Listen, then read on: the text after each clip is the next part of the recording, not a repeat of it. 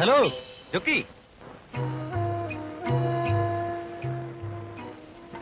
മനസ്സിലായല്ലേ? ഞാൻ ഫ്രെഡി.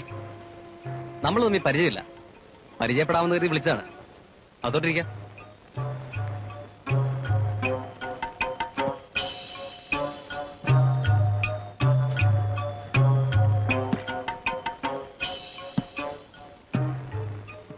ഇരിക്കൂ. ജോക്കിയുടെ പേര് ഞാൻ എങ്ങനെ മനസ്സിലാക്കിയെന്നായിരിക്കും. ഇവിടുന്ന് ഒരു 10 കിലോമീറ്ററുകൾ എന്റെ വീട്ടിലേക്ക്. എന്റെ ഒരു ഫ്രണ്ട് കുവൈറ്റിലുണ്ട്, അവന് ജോക്കി അറിയാം. കുവൈറ്റിൽ എന്തായിരുന്നു ജോലി? ഞാൻ ഇവിടുത്തെ ഒരു ഹോട്ടലിലെ സൂപ്പർവൈസ് ചെയ്യുന്ന ആളായിരുന്നു. അപ്പൊ യുദ്ധം കഴിഞ്ഞ് പിന്നെ അങ്ങോട്ട് പോയില്ലല്ലേ? ഇല്ല, ഏത് നിമിഷം വിളി വരാം. അല്ല, വിളിച്ചില്ലേലും കുഴപ്പമില്ല. എന്റെ അങ്കിളിന് അവിടെ വലിയ ബിസിനസ്സാ. കക്ഷിക്ക് ആളെ ആവശ്യമുണ്ട്. ആ പാസ്പോർട്ട് നമ്പർ തന്നാ മതി, ഞാൻ എഴുതാം. ഞാനിത് കുഴപ്പമില്ലെന്നേ. അല്ല, കഴിക്കാറുണ്ട്. അത് ശരി. ഇവിടെ ആരെ കാണാൻ വന്നതാ? പുഴയിലൂടെയുള്ള യാത്ര ഒരു ത്രില്ലാണ്, ആൻ അമേസിംഗ് എക്സ്പീരിയൻസ്. ദിവസവും 2 മണിക്കൂറെങ്കിലും ബോട്ട് ഓടിച്ചില്ലെങ്കിൽ ഭയങ്കര ബോറാണ്. യാത്രക്കിടയിൽ ചൂണ്ടയെറിഞ്ഞ് മീൻ പിടിക്കണം. എന്നിട്ടത് ഈ ബോട്ടിൽ വെച്ച് പാചകം ചെയ്ത് മദ്യത്തോടൊപ്പം കഴിച്ച് പ്രകൃതിയുടെ സ്വച്ഛമായ കാറ്റിന്റെ തലോടലിൽ തിരയുടെ താളത്തിൽ മയങ്ങണം. ആ നിമിഷങ്ങളുടെ സുഖം ചൊക്കി എറിഞ്ഞിട്ടുണ്ടോ? ഒന്ന് നോക്കിയാൽ നമ്മളെല്ലാം വിധിയുടെ കളിപ്പാവുകളാണ്. പുഴ നമുക്കെല്ലാം തരും, ഒന്നൊഴികെ. അതെന്താണെന്ന് പറയാമോ? അത് പഠിപ്പിച്ച ദിവസം ഞാൻ ക്ലാസ്സിൽ കയറിയില്ല. സെക്സ് അതൊഴിച്ചെല്ലാം തരും. അതിന് അടൽസോളി സിനിമ ഉണ്ടാ പോരെ?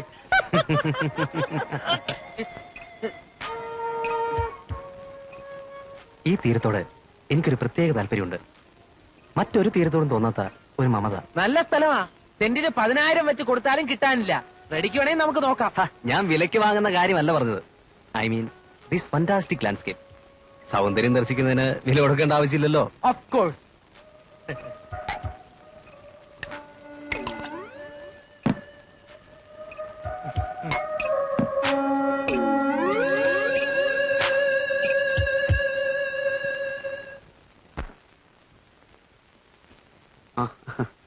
തെരഞ്ഞെടുപ്പ് എങ്ങനെ, സമാധാനപരമായിരുന്നോ? ആളുകൾ വിചാരിച്ച പോലെ കുഴപ്പമൊന്നും ഉണ്ടായില്ല. ആ ജൊക്കി ആരോ പിടിച്ച് തള്ളിയെന്നോ അടിച്ചതൊക്കെ കേട്ടു. വെള്ളമാകത്തി എന്നാ പിന്നെ തന്റെ ഇടം കുറച്ച് കൂടുതലാണല്ലോ. കുഞ്ഞ് ജയിക്കുമെന്നാ എല്ലാരും പറയുന്നത്. നാളെയോ മറ്റന്നാളോ ഡിസ്ചാർജ് ചെയ്തേക്കും. ഇവിടെ കിടന്നിട്ട് ഒരു മനസമാധാനവും ഇല്ല. വോട്ടെണ്ണുമ്പോ പ്രശ്നമൊന്നും ഉണ്ടാകാതിരുന്നാ മതിയായിരുന്നു.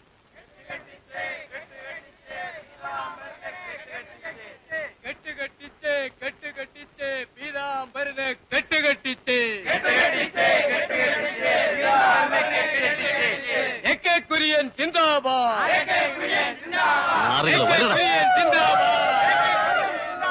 തോറ്റല്ലോ തോറ്റല്ലോ പീതാംബരൻ തോറ്റല്ലോ.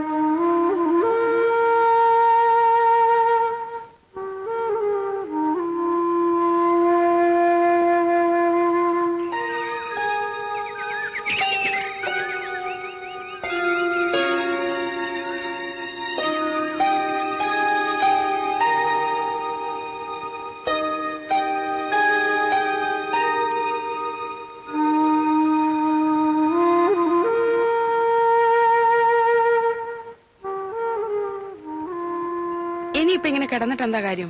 തോറ്റതോ തോറ്റു. എഴുന്നേറ്റ് വല്ലതും കഴിക്കാൻ നോക്ക്.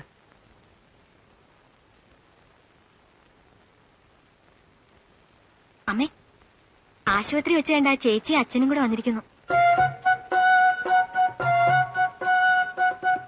രക്തം കൊടുക്കാൻ വേണ്ടി വന്നപ്പോ ആശുപത്രി വെച്ച് പീതാംബരനെ കണ്ടു.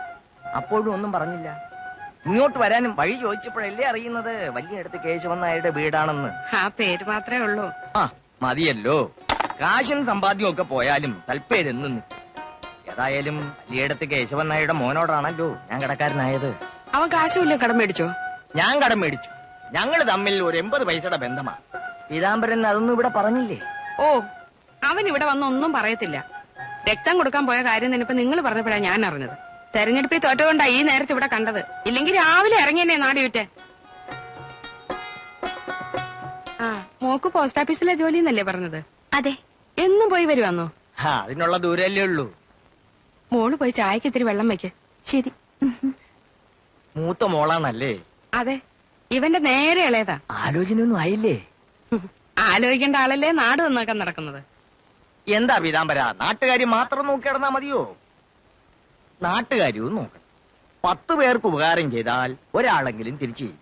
അതെനിക്ക് അനുഭവമാണ് എന്ന് വിചാരിച്ച് സ്വന്തം കാര്യം നോക്കാതിരിക്കരുത്.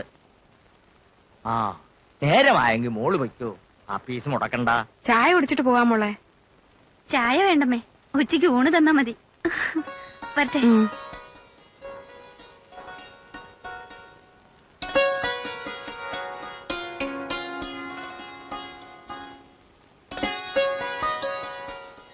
ഹിന്ദുവിന്റെ അച്ഛന്റെയും വരവ് കൂടിയായപ്പോ വീട്ടുകാരാകെ തെറ്റിദ്ധരിച്ചിരിക്കുക. ആശുപത്രിയിൽ വെച്ച് അനിയത്തിയും സിസിലിയും അർത്ഥം വെച്ച് പലതും പറഞ്ഞു. ഈ പറയുന്ന ആൾക്ക് തെറ്റിദ്ധാരണയൊന്നുമില്ലല്ലോ. ഹേ, എന്നാ പിന്നെ പേടിക്കാനൊന്നുമില്ല. ചെരുപ്പ് നനയണ്ട. സിന്ധുവിനെ അച്ഛൻ ഒത്തിരി ഇഷ്ടപ്പെട്ടു. വലിയടത്ത് കേശവൻ നായരുടെ കുടുംബമാണെന്ന് കൂടി കേട്ടപ്പോ അച്ഛന് കൊച്ചച്ഛന്റെ മോനെ വേണ്ടി ആലോചിക്കണമെന്ന് നിർബന്ധം. ചെറുക്കനെയും കൂട്ടരെയും പറഞ്ഞുവിടാനിരിക്കുക അച്ഛൻ. അയ്യോ, അത് വേണ്ട. അതെന്താ? സിന്ധുവിനെ കെട്ടിച്ചയക്കണമെന്ന് ഉദ്ദേശമല്ലേ? അതല്ല, ഒരു കല്യാണം എന്നൊക്കെ പറയുമ്പോ ഒരു തയ്യാറെടുപ്പില്ലാതെ. അച്ഛന്റെ ആഗ്രഹം പറഞ്ഞതേ ഉള്ളൂ. അല്ല, ഇനി ചെരുപ്പിട്ടൂടെ? ഈ തിരക്കിനിടയിൽ ഞാൻ മറന്നുപോയി.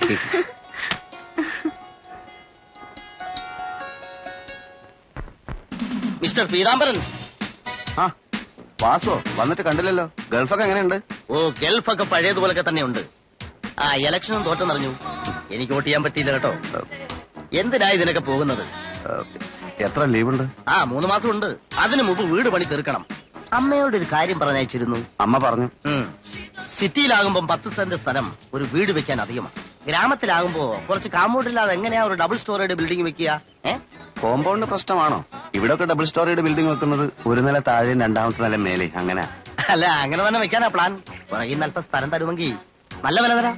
സ്ഥലം തൽക്കാലം കൊടുക്കാൻ ആലോചനയില്ല. കൊടുക്കുകയാണെങ്കിൽ വാസുവിന് തന്നെ തരാം. വരട്ടെ. ശരി. പേപ്പർ കാർഡർ ഇപ്പൊ ഗൾഫിൽ നിന്ന് കൊണ്ടുവന്നാണ്. അതെ, ഇപ്പൊ കൊണ്ടുവന്നതാ. ഏതാ കമ്പനി? ഹിറ്റാച്ചി. കുറച്ചുകൂടെ ശബ്ദം കൂട്ടി വെക്കുകയാണെങ്കിൽ നാട്ടുകാർക്കൊക്കെ കേൾക്കായിരുന്നു. അപ്പാ, അല്പം കൂടെ ശബ്ദം കൂട്ടി വെക്ക്. ശരി മോനെ. ആ,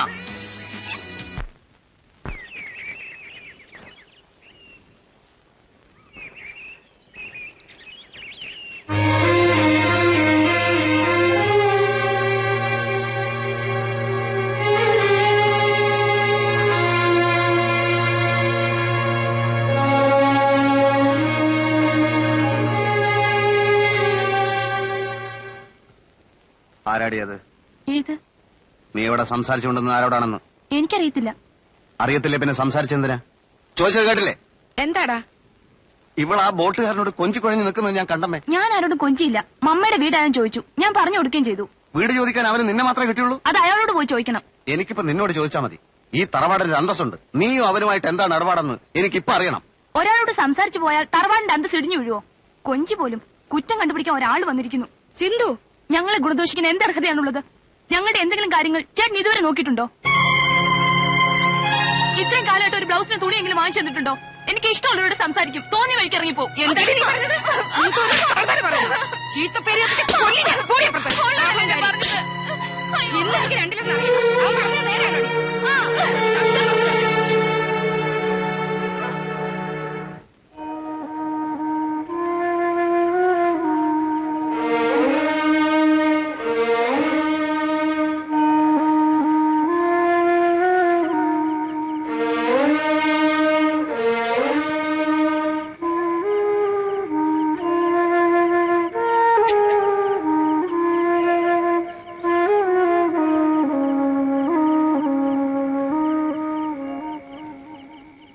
കുഞ്ഞ് വിചാരിക്കുന്ന പോലല്ല കാര്യങ്ങള്.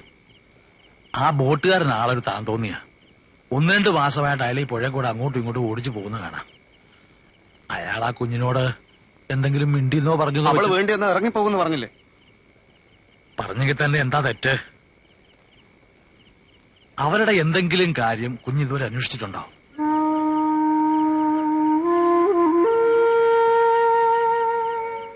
അറിവും ആരോഗ്യമുള്ള ഒരു ആങ്ങളെ ഉള്ളപ്പോ പെങ്ങക്ക് ചെറുക്കനെ തിരക്കാൻ എന്നെ ചുമതലപ്പെടുത്തിയിരിക്കുക അമ്മ. കുഞ്ഞ് ആർക്കു വേണ്ടിയായി കഷ്ടപ്പെടുന്നേ? നന്ദി കെട്ടവരായി നാട്ടുകാര്. തീറ്റ കഴിഞ്ഞാൽ ഉടനെ കൊക്കു ഉടയ്ക്കുന്ന കാക്കകളെ പോലായി പറ്റാം. മറ്റുള്ളവർക്ക് വേണ്ടി രാവകലില്ലാതെ ഇങ്ങനെ ഓടി നടക്കുന്ന കൂട്ടത്തിൽ അമ്മയുടെയും പെങ്ങാമാരുടെയും കാര്യം കൂടി ഒന്ന് ശ്രദ്ധിക്കണം. അവരന്യരാണെന്ന് കരുതിയിട്ടെങ്കിലും. ഇല്ല കുമാരൻ ചേട്ടാ, കുറച്ചു ദിവസമായിട്ട് ഇതൊക്കെ തന്നെ ഞാനും ആലോചിച്ചുകൊണ്ടിരിക്കുന്നത്.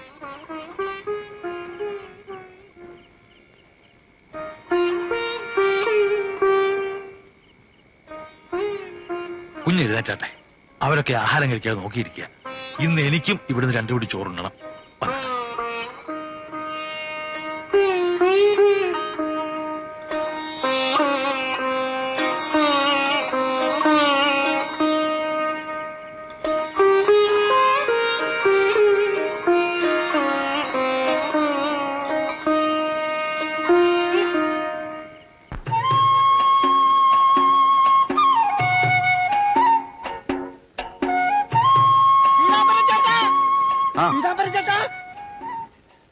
പീതാപരിച്ചേട്ടൻ അറിഞ്ഞ എന്ത്? മമ്മാടെ മോളെ ബോട്ടുകാരന്റെ കൂടെ ഒളിച്ചോടി പോയി. ആര് പറഞ്ഞു? ഉമ്മിണി ആശാൻ. ദേ കടത്തുകയറാൻ വരുന്നവരോടൊക്കെ ഉമ്മിണി ആശാൻ പറഞ്ഞോണ്ടിരിക്കുക. എപ്പോഴായിരുന്നു? ഇന്നലെ രാത്രി. ഓ, എഴുത്തെഴുതി വെച്ചാ പോയത്. പിന്നെ മമ്മ കുറച്ചേരം കറഞ്ഞു. ചൊക്കിച്ചേട്ടൻ പറഞ്ഞ് സാരമില്ലാന്ന്. ശ്രീധരൻ ഇല്ലാതെ പെണ്ണിറങ്ങി പോയോണ്ട് മൂപ്പര് പള്ളിയും എഴുതിലെത്തിക്കാൻ പോവാന്ന്.